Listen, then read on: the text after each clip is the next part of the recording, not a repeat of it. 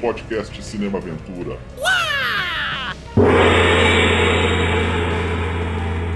Começando mais um podcast Cinema Aventura, o seu canal da ação, das artes marciais, ficção científica, guerra, western, policial, da biografia de astros e diretores que dão vida aos gêneros mais emocionantes de cinema, quinzenalmente, nos agregadores de podcast, Anchor, Spotify, Google Podcasts. Se você estiver acompanhando no Spotify, por favor, dê as suas estrelinhas, que isso é importante pra gente. E também temos um canal no YouTube. Se você não é inscrito, se inscreva, ative as notificações e dê um like aí, senão você esquece no final. E também temos um perfil no Instagram. Por favor, nos siga lá. E hoje, do Stallone, e a pergunta: teve um tempo em que Stallone tentou ser um ator sério, por 2 vezes. Será que ele conseguiu? Nós vamos falar de Copland, dirigido por James Mangold, lançado em 1997. Eu sou Marcos Damiani Lobo, e a dupla aqui, que está me acompanhando, o homem que investiga os assuntos internos da cultura do Formiga Elétrica, Daniel Fontana. Valeu pelo convite, Marcão. E a minha frase de efeito é assim: no nosso caso aqui, a justiça não é cega, ela só é surda de um ouvido.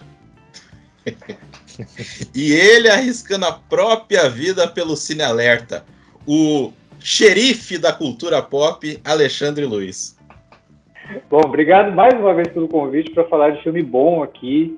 Cara, depois daquele podcast de Pulp Fiction, né, a gente falou, pô, tô com saudade do Harvey Keitel. Aí estamos para gravar um filme com o Harvey Keitel. Nada melhor, né? Excelente. Não demorou, tá vendo? Vamos colocar mais o Harvey Keitel aí na pauta aí.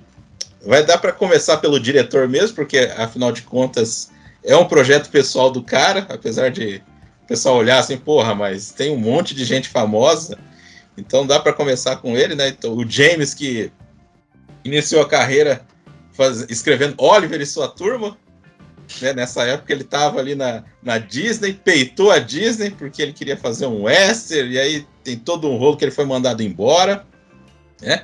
Mas esse roteiro aqui do Copland surgiu de aulas que ele teve, né, que ele estava fazendo na faculdade de cinema, e quem deu aula para ele e deu palpites nos primeiros roteiros dele foi ninguém mais, ninguém menos que Milos Forman, né? Para a galera que não sabe quem é ele, foi diretor de, entre outros, Estranho no Ninho, Amadeus, Homem da Lua, com Jim Carrey. Então é um dos grandões aí que começou a dar sugestões para ele, né? Então a gente vai falar de um cara que peitou a Disney. Olha que beleza, com 22 anos, o cara... Pra terminar a carreira assinando pra Disney, né? Sim. Pois é, né? Que curioso, né? Naquela época ainda era possível, né? Peitar a Disney, né? Ainda não tava na fase, né? Grandona aí, que tá aglutinando, tá comendo tudo aí pela cultura aí de cinema. E aí, vocês gostam do diretor? Vamos começar aí bem tranquilamente aí. James Mangold, opinião de cada um aí. Eu gosto dele. Eu acho ele um bom diretor. O problema do James Mangold é que, às vezes, parece que ele perde um pouco a própria identidade e vai fazer coisas como, por exemplo, Indiana Jones, que é o que eu digo que ele assinou para a Disney, que mancham um pouquinho a carreira dele e eu acho que estragam a possibilidade dele fazer coisa melhor, sabe?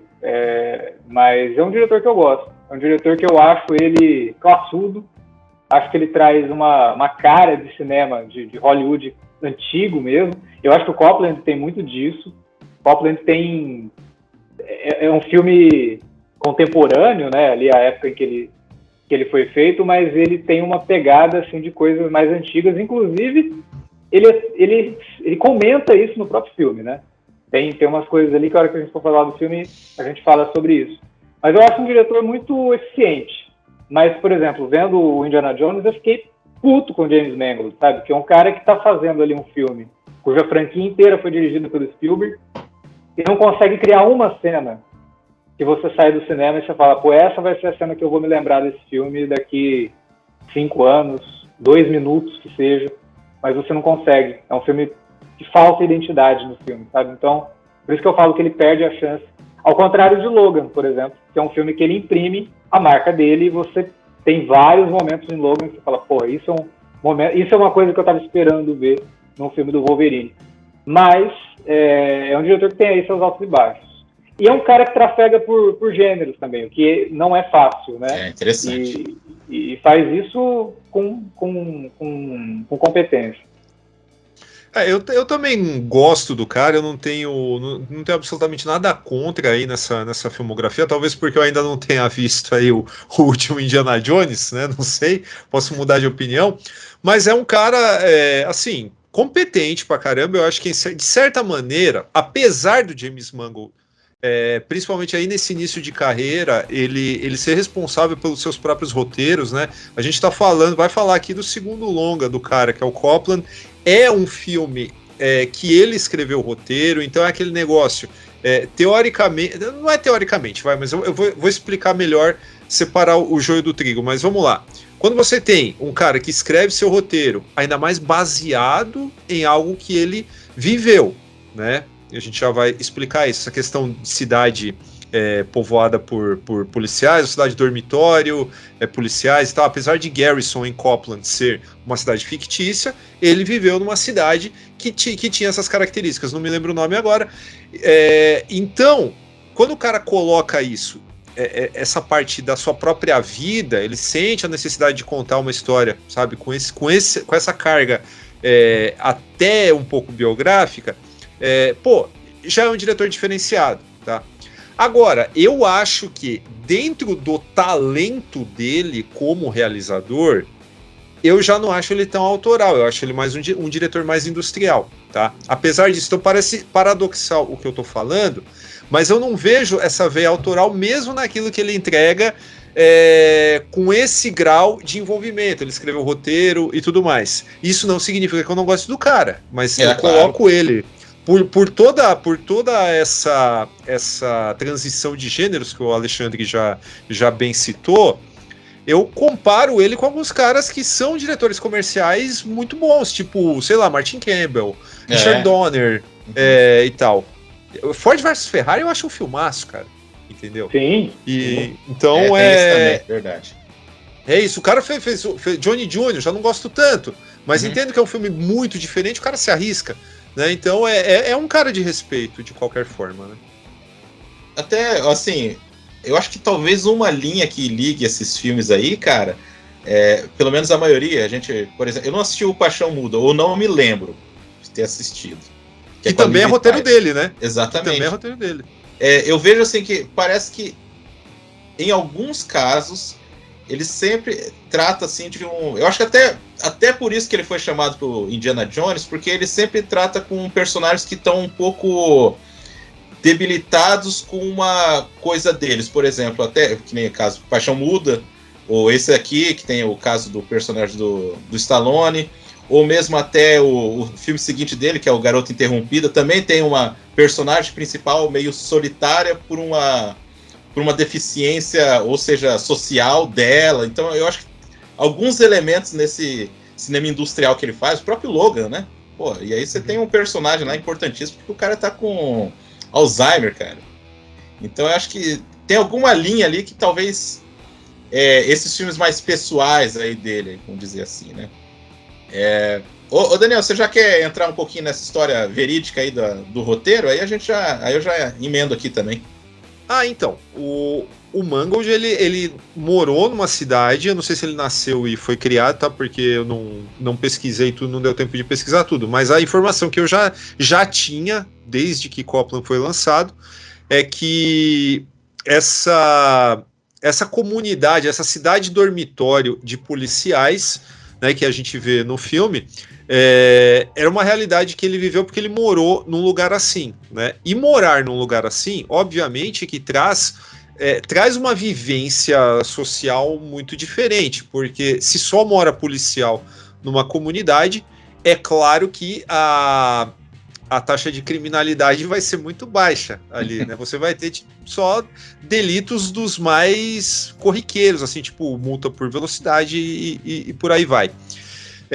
Dentro desse ambiente que ele cresceu, que ele aparentemente conheceu muito bem, que ele desenvolveu esse roteiro. É claro que ele não deve ter testemunhado uma trama conforme a gente vê no filme, mas é um ponto de partida interessante, né, para você pensar, né, no contraste, né, o que você pode desenvolver a partir de algo que é inusitado, porque nenhum de nós aqui, eu sei que bom, vocês moram em cidade pequena, né, eu não, então não sei se vocês podem falar, né, de algo parecido com isso. Mas não é algo que, sabe, que todo mundo entenda bem, né? O que significa uma comunidade onde, sei lá, 40% da população é de policiais. Então eu acho... É um ponto de partida muito interessante, de qualquer forma, né? Muito. Alexandre, quer falar alguma coisa ou posso? Eu acho que tem uma coisa meio Scorsese nisso, né? De escrever sobre um ambiente que você conhece. E ele até vai na escola Scorsese buscar os atores para fazer os coadjuvantes do filme, né? Sim. Mas, de qualquer forma, eu acho que isso que você falou, ele parte do cenário. E imagina esse cenário, pô, se eu fizesse um filme de máfia nesse cenário, mas a máfia não é a máfia. A máfia é a polícia. Como que você encara isso, né? Como que você encararia isso? O filme, inclusive, depois no final, lá nos créditos, ele explica que a situação que o filme mostra é impossível de existir, né? Que a cidade ali é fictícia e ela não está no estado de Nova York. Então é proibido para os policiais de Nova York não residirem dentro do estado. Uhum. Então a situação ali, ela é bem fictícia mesmo, ele dá uma distanciada, até para não pegar mal pro lado dele, tipo, pô, será que ele sabe de alguma coisa? Não é só a vivência na cidade, né? Uhum. Mas eu acho que ele constrói uma trama tipicamente de filme de máfia, só que dentro do cenário que muita gente imaginaria ser o mais improvável, né? Muita gente que não lê as notícias. Mas, enfim, além de tudo isso, ele também utiliza a ideia da cidade pequena para construir um cenário que, como eu falei lá atrás, remete a algo antigo. Porque ele basicamente faz um western nesse filme. Não tipo, ele começa como um filme de máfia, mas ele termina um western, com direito a duelo no meio da rua, sabe? Uhum. E xerife defendendo a delegacia, sabe? Tem até um momento meio Rio Bravo ali no filme, no terço final dele. Então eu acho que o Mangold, ele pega muito do cinema clássico para comentar essas coisas e fazer um filme que, cara, é um filme que desafiou o ator principal, né? Ele é um desafio pro Stallone. Você falou, o Stallone tentou ser um ator sério 2 vezes. Eu acho que ele tentou ser um ator sério mais vezes. Mas foram poucas as vezes que ele realmente conseguiu passar essa imagem de ator sério. E Copland é uma delas. Né? Eu acho que você olha para aquele personagem e você vê o esforço que o Stallone está fazendo ali, sabe? E para piorar a situação, ele tem que atuar com o De Niro, com o Harvey Keitel. Né? Não é um filme que ele carrega sozinho. E com o Ray Liotta, pô. O Ray Liotta também, excelente nesse filme. Não é um filme que ele tem que carregar sozinho, tipo o Rock Balboa, sabe? Que é ele só ali. Bom ator mesmo, só tem ele naquele filme. No Copland não. Sabe? Ele tem que fazer bonito em frente a lendas do cinema norte-americano. Não é fácil, cara. E ele não desaponta, não. Eu acho que ele manda bem no filme. E foi uma coisa que na época foi muito discutida, né? A transformação física que ele passa, ele teve que engordar 18 quilos para fazer o personagem. E o Mangold, eu acho que às vezes até força a barra um pouco em deixar isso claro, né? Ó, ele tá gordo, ó, ele tá debilitado, não é o Stallone que você conhece. Ele corta um pouco a direção disso aí, ele pesa a mão na hora de fazer isso. Mas eu acho que funciona pro personagem que o Stallone está interpretando ali. Em termos de escalação, originalmente os papéis eram trocados, né? O Fixe, o Stallone queria o papel e o Ray Liotta queria o de Fred Heflin, né? Uhum. Então é interessante isso também, porque eu acho que também funcionaria de alguma forma, né? Porque o Fixe é um cara que no final ele vai pegar na arma, vai acordar, opa, deixa eu ir lá resolver a treta na bala também. Então eu acho que o filme também funcionaria por esse lado. Mas, sobre essa questão da transformação física, claro, o cara tem que engordar, o cara tem que fazer isso, tem que fazer aquilo, tem que parecer frágil. E de fato parece, né? É sempre aquele negócio. O Stallone, em certa medida, para mim, ele sempre foi tipo o Clint Eastwood, cara. Em certos tipos, ele consegue fazer muito bem. Não é um cara de grande alcance dramático, óbvio, né? Ninguém vai tapar o sol com a peneira, mas, pô. Só que mesmo assim, eu acho que a pecha de Astro, ela pesou um pouco, não que a gente perceba, mas pelo que eu li, alguns takes o próprio Stallone mandou tirar, porque falou, não, tá aparecendo muito a barriga aí, vamos tirar, e não sei o que lá. Isso a versão estendida tem uma cena que pega muito a barriga dele, a hora que ele levanta, ele acorda, se ele levanta, e tá com aquele barrigão pra cima. Tá. E essa deve ser uma das cenas aí que ele pediu pra tirar, mas eu acho que ele percebeu que o Mangold tava forçando a mão pra mostrar isso, sabe? E às vezes não precisa. A gente já percebe que ele tá acima do peso, que ele não é o Stallone que a gente tá acostumado a ver em outros momentos ali que não são tão íntimos do personagem. Então, sei lá, ele também é diretor, né? Então pesa um pouco isso. Ah, ele é bom diretor? Sei lá, mas é um diretor. Ele também entende um pouco de o que funciona, o que não vai funcionar para o público. Eu acho que ele percebeu isso. Deve ter pensado, pô, além da minha imagem, eu acho que o público vai achar que tá forçado. Porque tem que ter um pouco dessa visão também. E o James Mangold era novato. Em relação ao Stallone, é um novato. O Stallone já tinha pelo menos um Oscar pelo Rock, né? Pelo roteiro, mas é um roteiro. Então eu acho que pesa também não só o fato da imagem, mas também o fato dele perceber que, pô, isso aqui o público pode achar que tá forçado. Então, eu acho assim que já que eu ia deixar o Stallone um pouquinho mais pra frente, mas o Daniel falou uma coisa assim que eu fiquei pensando, né, cara? Ele meio que ele poderia ser mais do que ele é, mas o problema é que às vezes ele meio que se sabota, né? Eu acho que esse negócio dele ficar interferindo em umas coisas que não tem nada a ver. Não, esse filme tem esse caso aí, que nem falaram aí, né? Que o James já era um cara meio novato, né? Aquela coisa toda. Inclusive, eu acho até ele meio... Quando era mais novo, parecia um pouco Sam Raimi. Se falar que era irmão dele, eu até acreditaria, cara. Então ele tem uma coisa assim que parece que ele... esses tempos aí, a gente lançou... O Matias Rus, cara, recentemente a gente fez um vídeo dele, que assim, ele fala que conheceu o pessoal ali, e ele acha que o Stallone tem uma coisa assim de... Ele acha que as pessoas têm muita inveja dele. Porque não precisaria ele pensar isso, cara. Porque, assim, entre os heróis de cinema de ação, eu acho, assim, que ele é o cara, assim, que mais conseguiu ir mais longe em questão de, tipo, colocar a mão na massa, dirigir filme, roteirizar, sabe? Ele participou de grandes filmes, né? Então, assim, e muito por ele correr atrás, né? Então fica essa coisa, assim, que parece que ele tem medo, ao mesmo tempo ele quer, mas ele tem medo e, sabe, ele fica meio se sabotando, acredito. Provável, cara. Eu acho... Não, que eu falei que talvez ele seja um pouco inseguro, né? De ter a percepção de que as pessoas são mais propensas a não levar ele tão a sério quanto ele se leva a sério. Provável.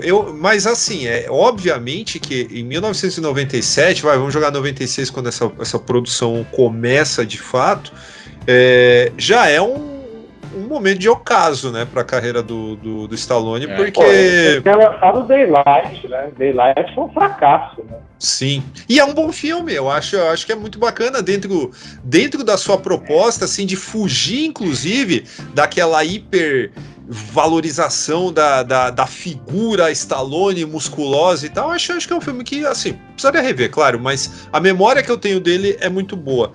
Agora, é evidente que todo mundo ali que foi a estrela de ação nos anos 80 e começo dos 90, que ali tinha que se reinventar de alguma forma, né? E o Stallone, ele, assim, é bacana ele já ir pro modo hard, né? Eu vou tentar fazer uma transformação à la Robert De Niro e vou ficar gordo, vou fazer um cara que é frágil, não somente frágil fisicamente, né, por causa da surdez, por causa do sobrepeso, mas também frágil por causa de uma insegurança também, né, que o cara tem.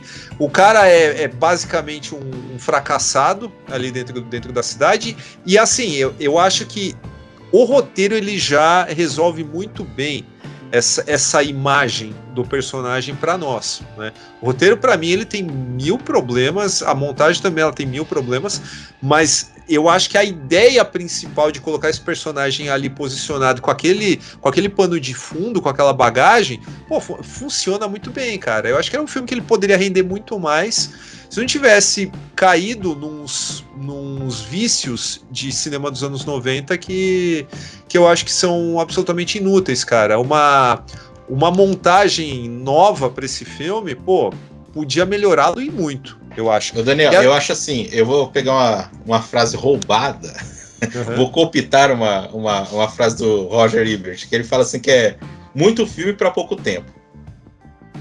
Eu acho assim que esse filme, eu tô tentando ser empático com o James, porque assim, você é novato, né? Você fez um roteiro meio baseado em western, aquela coisa toda, você vende esse roteiro. Só que assim, como é seu primeiro projeto, e a gente tem que falar que é os anos 90, que não estavam preparados para filmes de 3 horas policial mais, você imagina que assim, eu acho que na cabeça dele um pouco também teve esse lance de tipo meio que, porra, os caras não vão, né? Não vai ser... Porque assim, ele não sabia que ia ter tantos caras fodas ao redor dele para fazer esse filme. Então, pensando numa produção meio B, e assim, a gente tá falando da Miramax, que também tinha acabado de lançar Pulp Fiction, né? A gente comentou lá no programa que custou barato, e esse filme também custou barato pelo elenco que ele tem e tal. Então, assim, eu acho que ele meio que se podou na hora de fazer o roteiro. Não, vou fazer uma coisa aqui, você dá... Assim, se fosse existir um filme Coppola de 3 horas dessa história aí, com os mesmos atores e tudo, eu acho que iria tranquilamente, cara.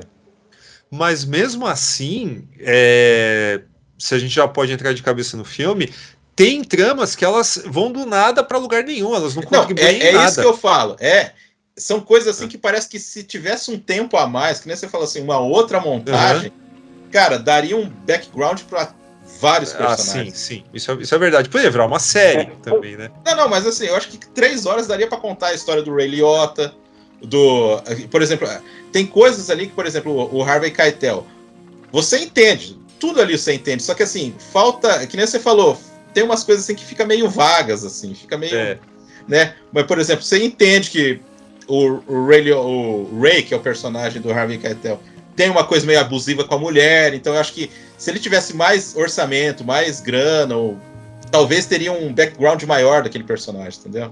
Dessa trama, né? Dessas subtramas que vão aparecendo aí, né? É louco isso que você falou, que, pô, nos 90 não aceitaria um filme policial de 3 horas, mas esse filme é 2 anos depois do Fogo contra Fogo, né? Que é um filme policial mas de é 2 Michael horas, de 3 Mann, horas. né? Gente, mas aí que tá.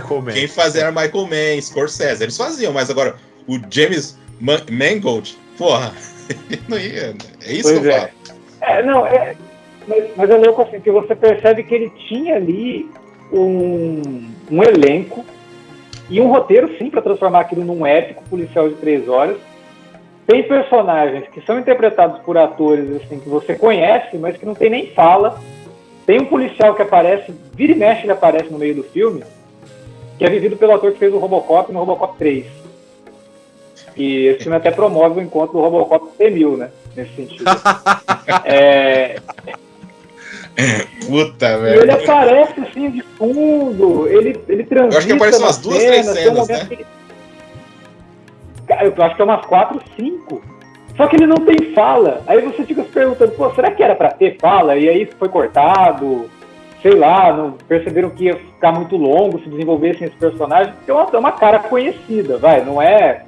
Tudo bem, o cara não tem o peso do Robert Patrick, né, que é o T-1000, mas o cara tinha acabado de fazer o Robocop 3, então ele era um rosto assim, conhecido, é o protagonista, né, do Robocop 3.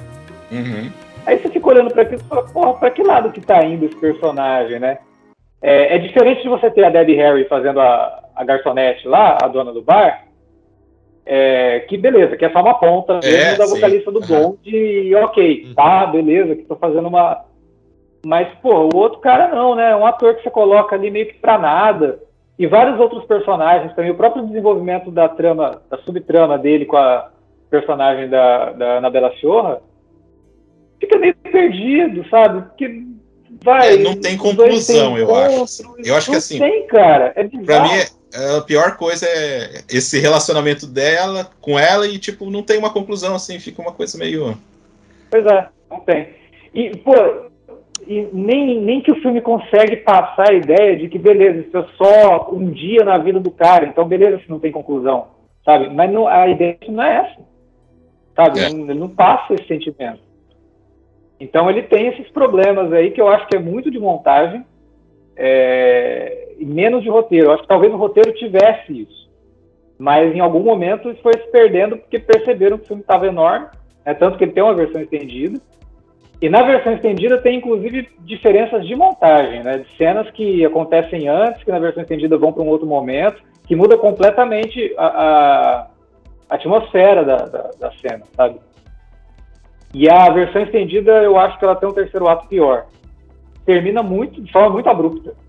Enquanto que a versão para cinema tem toda aquela cena dele olhando para a cidade depois, né? E aí vem o cara e chama ele, vamos lá. Isso é legal, hein?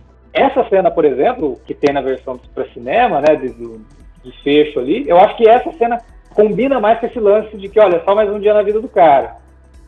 Já a versão estendida, não. Termina de um jeito que não dá nem conclusão se ele voltou a ser policial ou não. Caramba. Sabe? Nossa. Ela termina com um noticiário, e o noticiário vai falando que foi preso os policiais que estavam envolvidos numa coisa com a máfia e tal, e aí a câmera vai afastando de Nova York e termina o filme. É completamente assim. Que maravilha. Sabe, abrupto. Aí uma das notícias é um cara falando que foi divulgado que ele iria recuperar a audição do ouvido que ele leva o tiro, né? Então que ele iria se recuperar, mas ele só fala isso. Não tem essa questão assim de será que ele retornou a ser policial e tal. Enquanto que a versão para cinema já mostra que sim. Ele assentou ali aquele sonho que ele tinha de ser policial em Nova York, né? Por conta dele estar olhando ali para a ponte, já tem esse fechamento melhor do personagem do que tem na versão estendida. Então você vê que realmente é um filme que a montagem dele é problemática. Seria um desafio isso, né? Pegar tudo que foi filmado desse filme, pegar o roteiro, analisar tudo e falar, pô, e aí, vamos reeditar e fazer uma versão definitiva, né? Porque James Mangold talvez revisitar esse filme, talvez mereceria, cara. Eu acho que tem ele mesmo fazer, né? Isso é meio complicado, mas enfim. A gente já tava pulando aí uma sinopse aí, uma contextualizaçãozinha rápida aí para quem tá. Você vai falar da sinopse? Né? A gente só falando que tem você roubou, tá? Mas assim, além dos personagens que a gente tá falando, do Stallone, né, que é o Fred, que o estúdio queria o John Travolta, né? Vocês estão ligados nisso, né? Que aí eles não pagaram o que ele queria e ele cascou fora, né? Aí tem o Harvey Keitel, o Ray Liotta, né, o Robert De Niro e tal, né? Aí tem... O Daniel fala que são 6, mas eu falo que são 5. 5 atores que estão nesse filme que foram fazer Sopranos. E 2 de The Wire. Esse filme foi tipo a vitrine da HBO, cara, para revolucionar a TV. É incrível isso. Porque tá lá, falando, eu não vou lembrar nome de ator nem nada, lembro o nome de um ou outro, mas vamos lá. Dos Sopranos, quem viu Sopranos sabe do que a gente vai falar. Tem a Carmela, tem o Carlo, tem a amante do Tony, que eu não lembro o nome, que é a Anabela Chiorra. Quem mais? Tem... Caramba, ajuda aí. Tem o Phil Leotardo, aquele cabeça de algodão. Phil Leotardo, sim. Quem mais? Tem o... Cara, isso é inexplicável. Tem o Tony Sirico, que é o mafioso que aparece na foto do jornal. Caramba, meu. O Pauli. O Pauli. E o Tony Sirico, ele, eu lembrava dele de ter feito o Poderoso Afrodite lá do Woody Allen, cara. Ele aparece pra caramba e tal. Enfim. E tem o T-1000, que também tava em Sopranos. E de The Wire tem o Major Rawls, que não tem fala, aparece do lado do Phil Leotardo uma hora. E tem o Cheese, que é o sobrinho do Prop Joe, que ele é o bandido que tá lutando com o personagem do Peter Berg ali naquela laje. Cara, incrível isso. Muito... Ô, Daniel, esse Peter Berg é o diretor, não? Sim. Ele começou como ator, né? Depois ele partiu pra direção. Devia ter ficado na atuação, né? Não tava muito bom, mas era mais garantido. Tinha carinha umas coisas do Spielberg que eu acho legais, vai, que isso, não é assim também não. Tinha carinha de boyzinho, né? Dava pra fazer uma carreira disso aí, né? Dava. Já ser o novo Michael Bay, né? Não que isso seja lá grande coisa, mas enfim. Tem a Cat Moriarty, né? Cara. Dos filmes do Scorsese. Aí o John Spencer, que fez uma cacetada de filme. E o Noah Emmerich também tá no filme aí. Não, o elenco, assim, até desses caras terciários do filme é bem interessante. É muito bom. Vai aparecendo uma galera, assim, você fala, nossa, esse cara tá aí. Esse que faz The Wire, né, que o Daniel falou, ele já fez algumas coisas, aliás, algumas não, ele já fez muita coisa de filme policial, então a gente é um rosto que a gente sempre vê. E é bizarro, porque ele faz um cara que parece segurança do mafioso, né? E vai tirando ele assim. Não, do mafioso, não é do mafioso, é do carinha lá, o ativista lá, que é o Phil Leotardo, que é o cara que aparece na TV reclamando. Não, o que faz o capitão lá em The Wire. Então, mas ele tá do lado do personagem, do cara que é o Phil Leotardo no Sopranos. Ah, bom, eu não sei na versão estendida se ele tem mais coisa aí, né? Mas, enfim, o que eu vi o cara foi só essa parte. Não, tá, beleza. É o Frank Vincent, né? Isso, exatamente. Eu chamo ele de cabeça de algodão. O Frank... Tá nos bons companheiros também, né? Isso. Só faz papel de... Só tá envolvido nessas coisas. Igual o Ray Liotta só fazia filme... Igual o Ray Liotta só fazia filme de cheiração de farinha, esse cara só fazia coisa de máfia, né? Então, ele meio que tava... Ele foi fazer esse filme aí porque ele já tava de saco cheio, né? Porque tinha feito Turbulência, uns caras só cheirados, né? Pode crer. E eu acho engraçado o Robert Patrick que conseguiu... Ele tava hospedado no mesmo hotel dos caras, ele tava pra divulgar o striptease. Aí ele conhecia uma pessoa lá que deu o roteiro pra ele ler e ele foi lá fazer teste lá pro cara.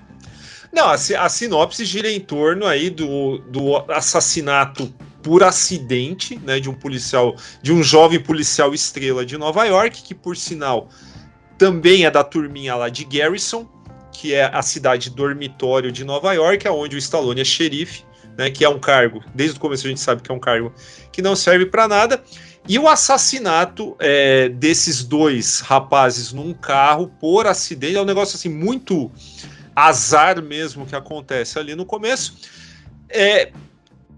acaba gerando um problema óbvio para a carreira dele. E na hora que o personagem do Harvey Keitel, que é tio dele, mas não é tio de sangue, né? O rapaz é filho da cunhada dele, chega lá para resolver a treta, os caras forjam que no meio daquela confusão ele perdeu a cabeça e se suicidou, mas na verdade ele é levado para a cidade para ser escondido, tal, vão dar um jeito no moleque e tudo mais. Ao mesmo tempo que tudo isso puxa, né, a presença do Mo Tilden, né, que é o Robert De Niro, que está investigando essa turminha de Garrison porque existe uma suspeita, né, que depois se confirma, óbvio, que aquela DP em Nova York, que todo mundo morava em Garrison, tem uma ligação com a máfia, que a própria fundação da cidade em torno de corrupção, e assim o personagem do Stallone, que é o Fred Heflin, o xerife, fica ali entre a cruz e a espada. Nossa, eu admiro esses caras, eu gostaria de ser policial, não pude ser policial porque eu salvei a garota que eu gostava ali, fiquei surdo, e aqui eu tô num cargo completamente pro forma, não respeitado por ninguém, mas a chance de fazer o que é certo acaba aparecendo, né, quando essa conspiração é desvelada. O que eu acho meio fraco no filme, para dizer a verdade, revendo, é o que às vezes quando você assiste a primeira vez um filme você não presta atenção. Mas eu acho que todo o pomo da discórdia aí, ele é um tanto fraco, cara, porque ao longo do filme a gente percebe que o Harvey Keitel não considerava muito o Superboy lá, o Murray, né, que é o menino que tá escondido. Nesse sentido, por que o cara foi se arriscar de forjar um suicídio e não sei o que lá, e depois acabar criando tudo aquilo, sendo que se ele entregasse o moleque pros lobos naquele momento, será que ia menos problema, né? Exato, não ia. Cara, até onde eu vi ali, nada justifica que aquele evento iria prejudicar a carreira dele ou de alguma forma, ou os negócios escusos dele. Então eu acho a motivação aí um pouco fraca. Mas isso é algo que, assim, como todo bom cineasta é um ilusionista, e assistir um filme como esse, cheio de reviravolta, é tipo você pegar o troco na padoca, cara. Se você saiu da padoca com o troco, não adianta reclamar. Você tem que falar na hora. Ô, meu troco tá errado. Aham. Porque assim, se passou na primeira sessão, o diretor fez o trabalho dele certo, né? É isso que eu penso. Então aqui, porra, eu tô vendo Coppola, sei lá, pela terceira vez na minha vida, né? Tudo bem que num grande espaço de tempo, mas beleza. Agora que eu fui pensar nisso, tá? Uhum. Tô sendo bem sincero. Então eu não acho que seja um grande problema. Mas assim, denota a falta de experiência de um roteirista, né? Eu concordo com tudo que você falou, Daniel. Inclusive, é a terceira vez que eu assisto e a terceira vez que eu percebo isso também. É a primeira vez que eu percebo isso também. Mas assim, cara, tirando isso, nesse comecinho, eu gosto muito da primeira cena que aparece o Stallone. Eu acho que assim, o Alexandre tava falando assim que, pelo que ele falou, a versão do diretor, que eu não assisti, eu sei mais ou menos, parece que piora um pouco o filme. De prolongar algumas coisas que não devia. Terceiro ato pior. Ah, tá. Mas assim, por exemplo, aquela primeira cena que ele aparece, você já sabe. Isso é interessante, você já sabe, mas ele é um cara totalmente assim, que as pessoas olham pra ele assim e não gostam muito dele, assim, tipo, fica meio assim com ele. Que não E ele levam tá ele a lá. sério mesmo. Hã? Que não levam ele a sério mesmo. Ele é meio que motivo de piada ali, porque todo mundo sabe por que ele é o xerife. E qual que é a função do xerife ali, que é só um cargo plantado pelo personagem do Keitel pra... Falar que tem, né? Só pra falar que tem. Então, tipo, quem é esse cara, né? O próprio De Niro, sem conhecer ele direito, tem essa visão do cara, que ele fala, você não é um policial. Uhum. Pô, sacanagem, né? Mas tem isso, né? Eu acho mas assim, a cena da ponte, eu acho interessante o caos que é ali. Ali eu acho bem bacana aquilo ali, cara. Aquela bagunça do cara xingar o enfermeiro saber que o cara tá trapaceando ali. Aquele comecinho, apesar do que o Daniel falou é verdade, eu acho legal a cena. Assim, eu acho bem caótica, assim. Um monte de coisa acontecendo, sabe? Um xinga ali, aí o outro cara tá passando por aí. Eu acho interessante que ele consegue passar bem essa coisa meio caótica. O clima é muito bom. O enfermeiro, inclusive, é o Paul Calderon, né? Lá do Puta, né? Também. Toda a ideia do começo, do tiroteio e tal, ela é uma ideia que passa que o policial ele age por racismo. Sim, sim. O enfermeiro também é preto, e ele olha para aquilo e ele vê aquilo como racismo. Eles estão trocando a arma do cara, colocando uma arma na mão dele, porque ele é preto. Olha o que vocês estão fazendo. O James Mangold quer passar essa ideia. Mas isso que o Daniel falou, do roteiro ser todo baseado numa ideia meio frágil, cara, vários filmes são. Vários filmes você pega e fala, pô, mas se o cara fizesse tal coisa, não existiria o filme. Então, sei lá, como você falou, se na terceira vez que você está vendo esse filme, depois de tanto tempo, é que isso foi te pegar, é porque, de fato, ele realmente fez um bom trabalho. Porque, às vezes, a justificativa ela não tem que ser tão bem... Eu vejo, assim, que, às vezes, a motivação ela não tem que ser realista, não tem que ser nada disso.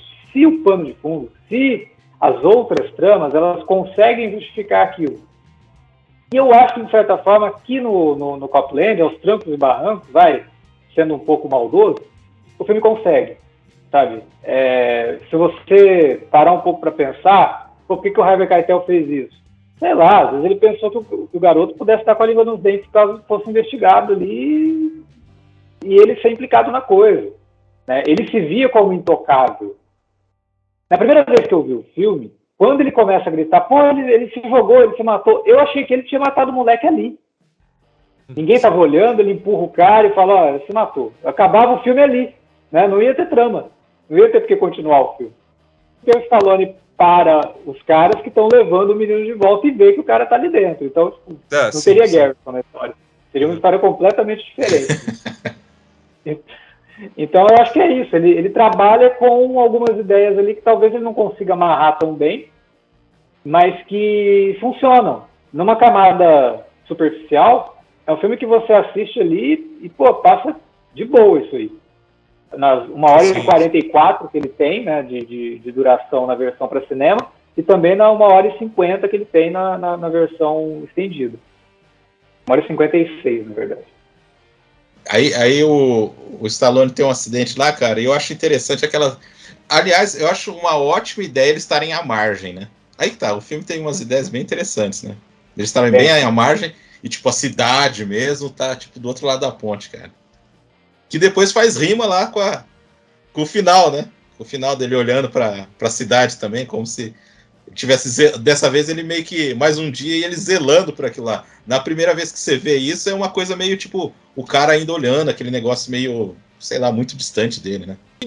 Aquele flashback, cara, do Stallone perdendo a audição, eu acho que ele meio que... Tudo bem, ele pode até ser necessário em determinado momento, mas não com o diálogo, né, que ele tem com o Figgs, que uma hora ele fala assim, porque você perdeu a audição pulando lá, salvando a garota e não sei o que lá, e depois a garota casou com outro cara e não sei o que lá. Meu, cara, aquilo é muito expositivo. É muito... não precisava.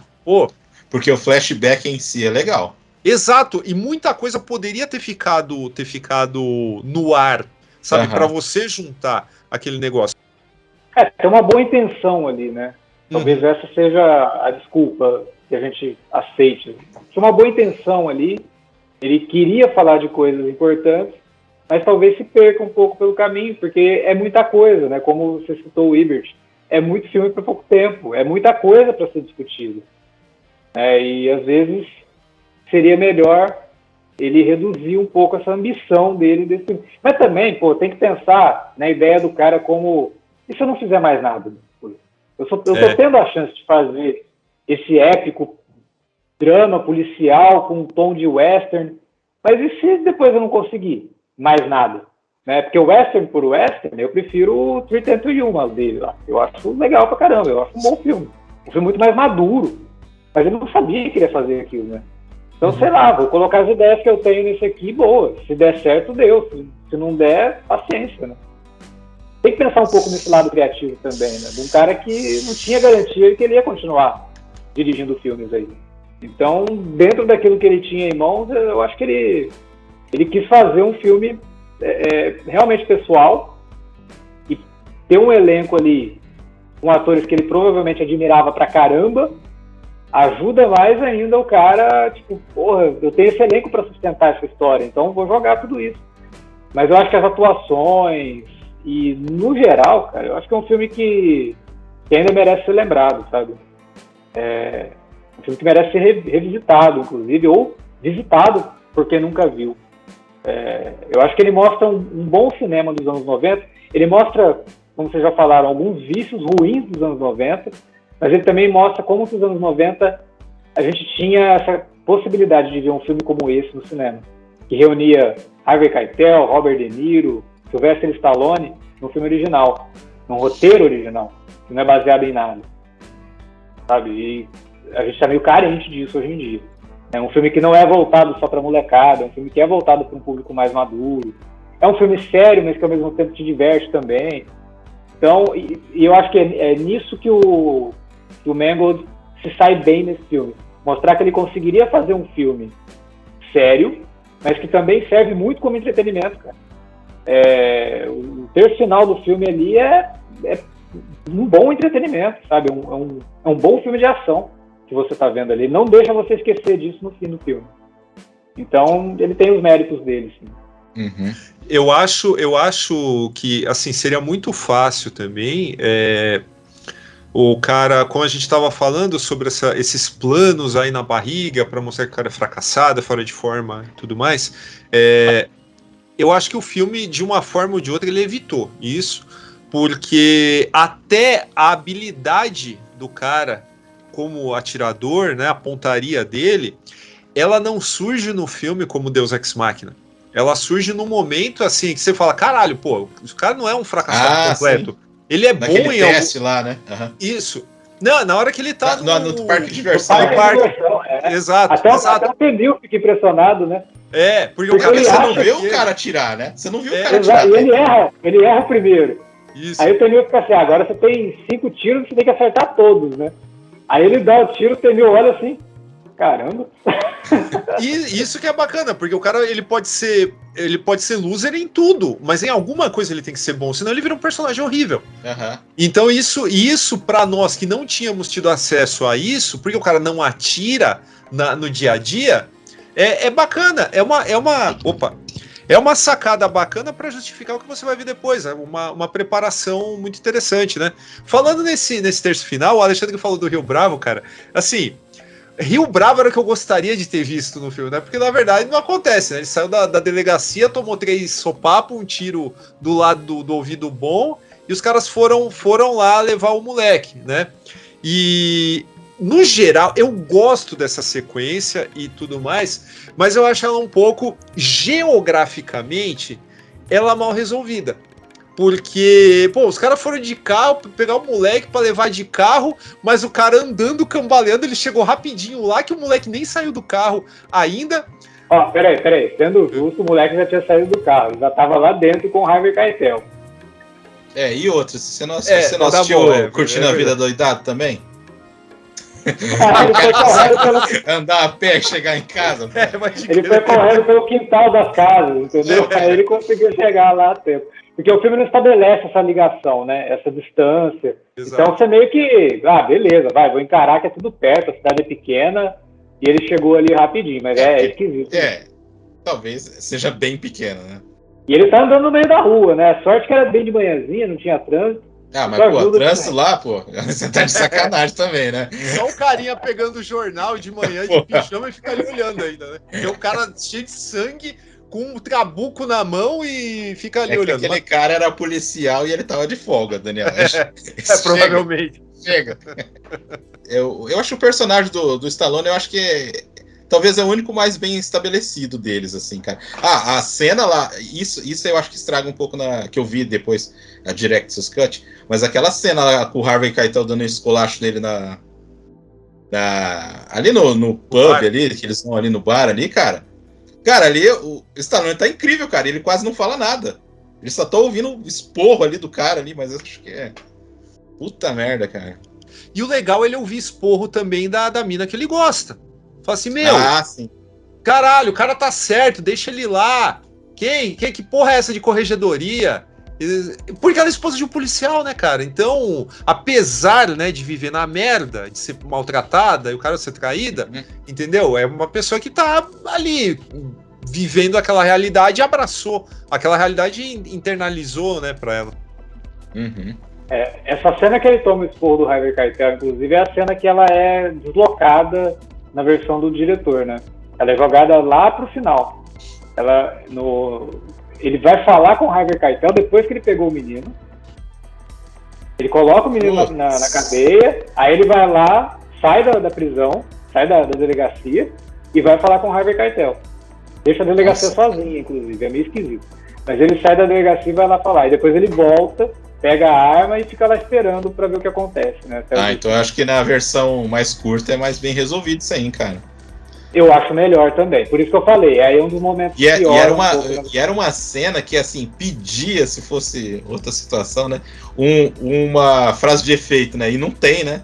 Nessa parte eu acho que é uma parte boa da montagem, cara, porque ele ouve o negócio e o Harvey Keitel pergunta, mas quem você pensa que é? Aí corta ele de costas saindo do metrô ali na cidade. Aquilo é bem feito. Sim. Aquilo é bem montado, sim. Já pensou se ele vira e fala assim, seu pior pesadelo? Cara, mas tava pedindo isso, né? Tava pedindo isso, cara. Ou você é a doença, eu sou a cura. Pode crer. Não, e é engraçado, aí o Robert De Niro dá uma de cuzão lá na hora, né? Ele fala assim, não, você já teve essa chance, sei o que, aí vira as costas, daí fala assim, esse palhaço ainda vai arrumar encrenca e a gente vai se dar bem com isso.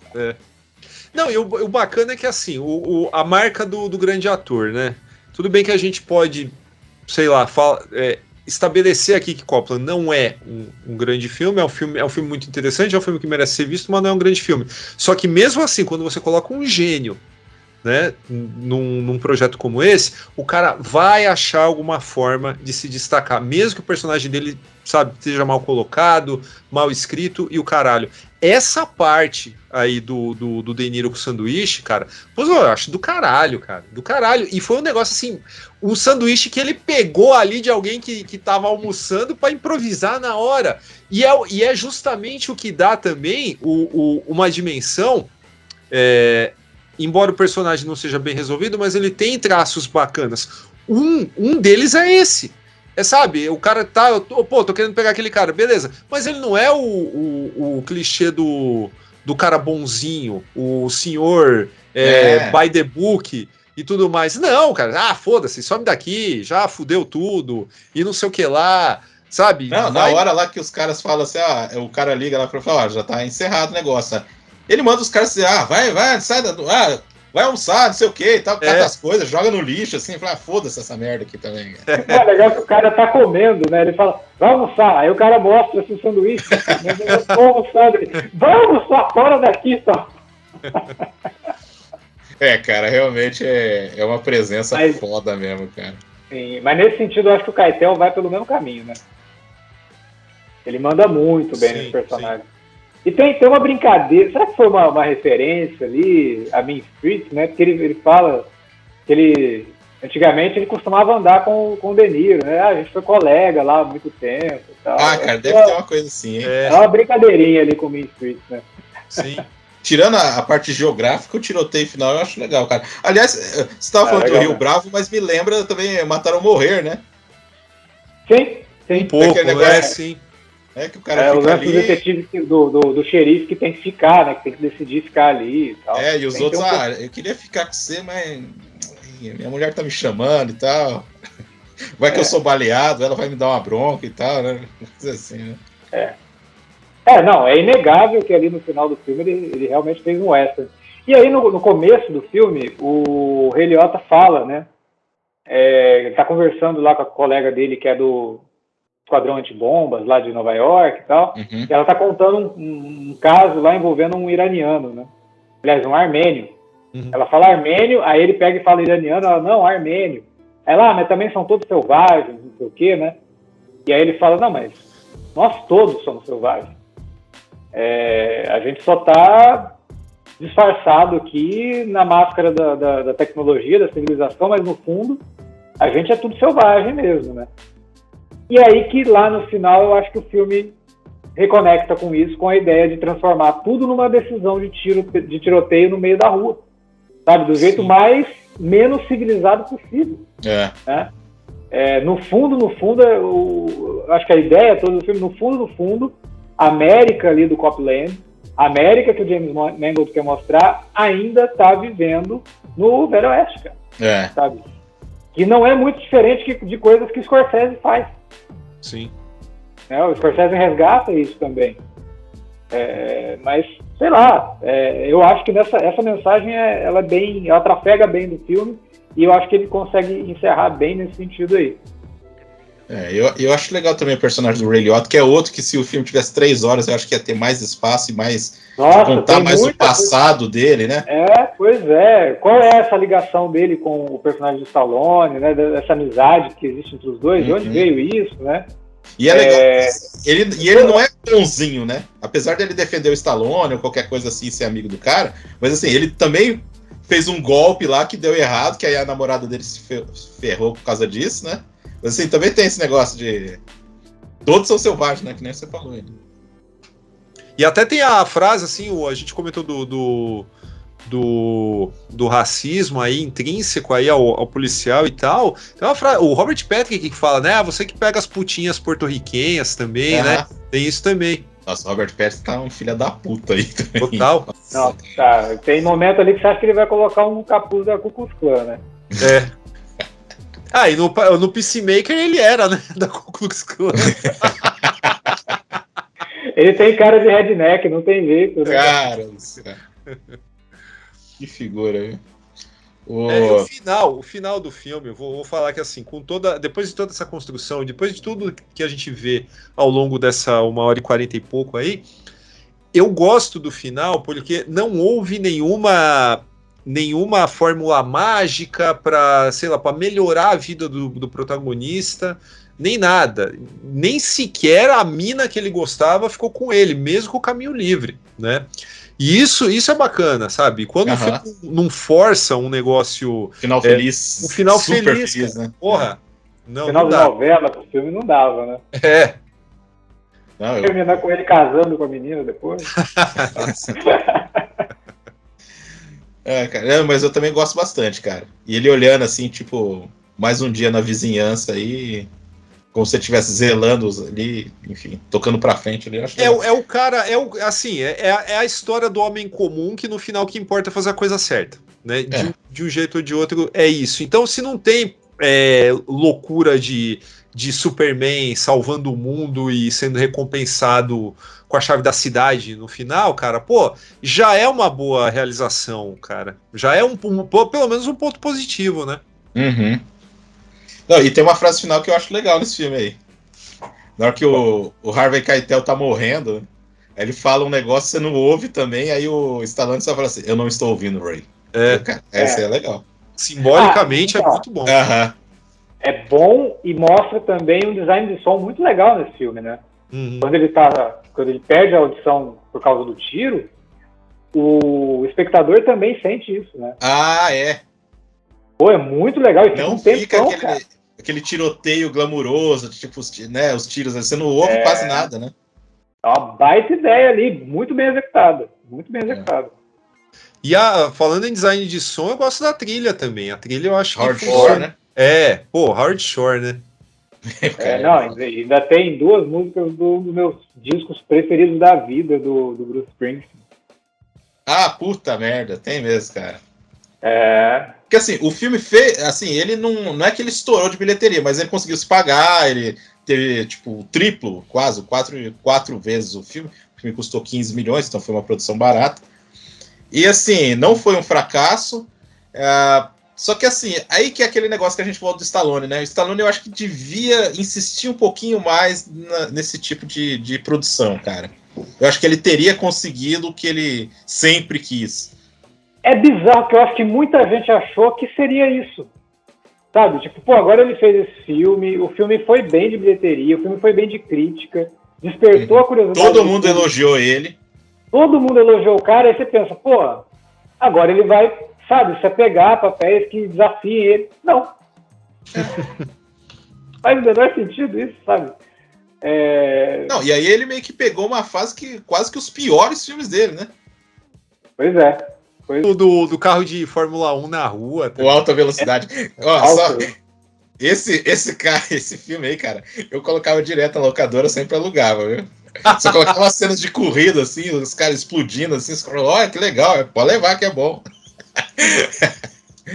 Ia demorar, a partir de então, ia demorar quase 10 anos pro cara recuperar o prestígio com o Rock Balboa, né, cara? Pô. Sim. Então, foi um desvio aí que ele, devia ter insistido, cara. O cara tava... É que assim, o estúdio, é difícil pro estúdio investir também, né, cara? Porque é aquele negócio. Você vai colocar Stallone e não vai lembrar de filme de ação, pô. Pro público médio, pra gente que gosta de várias coisas, ver coisa diferente é uma coisa. Pro público que paga ali, que enche sala, é outra coisa. A mesma coisa que você botar, sei lá, querer fazer um filme com o Renato Aragão e não lembrar de Trapalhões, cara. Tipo Daniel, isso, né? Você falou isso aí, eu lembrei, cara. Eu lembro na época que eu não lembro quem que escreveu exatamente isso aí que você tá falando, que tipo, a melhor coisa do filme é o Stallone. Só que é a coisa que repele algumas pessoas que costumam assistir filme do Robert De Niro e tal, aí olha assim e fala, mas Stallone, cara, no meio disso aí, cara, o que é isso? Né? Até hoje tem gente que tem esse preconceito, assim, né? Então, mas isso acontece com todos, cara, com todos. Eu não vou deixar de bater nessa tecla. O Lucas do Van Damme, cara, é uma puta atuação, cara. É legal. Do Van Damme. Assim, e quem lembra desse filme aqui? Ninguém. Nada. Né, cara? Infelizmente, o mercado é cruel, o executivo produtor é cruel, mas o público também é. Entendeu? É foda. Essa percepção, né, do cara, né? Isso acontece em todas as artes, cara. Isso acontece em todas as artes. Mas assim, respondendo aquela pergunta do início, eu acho que ele conseguiu, né? É uma ótima atuação, cara. Sem maneirismo, sem tipo... E é diferente do Rock, né? Apesar de ser um cara... É completamente diferente dele fazendo o Rock, né? Que eu gosto bastante, mas enfim. Gente, eu acho que a gente acabou aqui, viu? Saudade de gravar sobre, sei lá, a filmografia do Rodorovsky, cara. Ficou até meia-noite aqui. Nossa senhora. Então já estamos aqui encerrando o nosso tiroteio aqui. Valeu muito a pena rever esse filme. Stallone mandou muito bem. E quero agradecer aos meus amigos aí. Daniel, valeu por mais essa. Eu que agradeço, cara. Sempre um prazer estar aqui e só chamar, cara. Só chamar que eu venho aqui e dou meus 2 centavos, meus pitacos sobre as grandes pérolas aí do cinema de ação, de aventura, de ficção científica, terror e sabe-se lá mais o que você vai querer falar esse ano, mas eu tô à disposição aí. Isso aí, valeu. O Daniel que vai voltar para falar de policial também de novo esse ano. O próximo episódio dele. Alexandre, valeu mesmo e esperamos você novamente. É só chamar. Aqui estou sempre à disposição para esse papo sempre excelente com você e com os convidados, né? Daniel nem fala, porque... Daniel Já é habituê do Formigueiro também, os dois aqui, né? Quase foi o Formiga Cast aqui. Pode crer. É crossover do que tem de melhor dos podcasts de cinema. Olha, você encontra aqui. Isso aí. Cinema No caso do Formiga é de quadrinhos também, viu? Quem não conhece Formiga Elétrica... É verdade. Quase impossível. Daqui a 15 dias, outra biografia, hein? Olha só, 2 no começo aí. Então, espero vocês. Até lá, valeu.